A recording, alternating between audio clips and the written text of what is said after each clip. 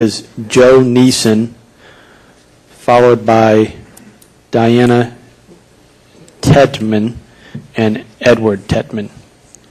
Joe, good afternoon and welcome. Good afternoon. I'm Joe Neeson. I was going to really have a hard time following that act. But it does give me a segue that I understand after the last meeting I attended when most of us had left the building, that I believe it was Mr. Moran had decided that we really weren't all that bright. And as I think we just figured out, we don't need to be that bright. You can be 6 years old and understand that we need to fix this problem and buy this land. So that having been said, we'll move forward. Earlier I was dressed like Big Sugar, Mr. Sugar Daddy. And we did that as a kind of a comical way to get our point across.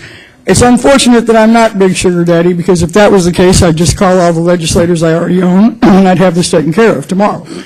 That would be very easily done. And the reason we're here in such force, and the reason we're here taking off from work in the middle of the week to be able to do this, and we're all this angry, is your fault. The people that sit on this board have the ability to be able to make these decisions. This has been going on with this contract since 2008. So yourselves and the other people that warmed those seats before you in that time have let this go and let this go at the will of the politicians and denying the will of the people. Now it's the last minute. It's crunch time. If we don't get this done, you all know as well as my little uneducated butt knows, it's not going to happen. And if we don't get that to happen, we're never going to save the Everglades. If we do all the other projects that are pending all across the state, and Lord knows the water throughout our state sucks, if we do every one of those and do them right and clean up the water, it still leaves the issue of resalinating the lagoon and hydrating the Everglades. The only way we have time to even figure it out is to buy this land.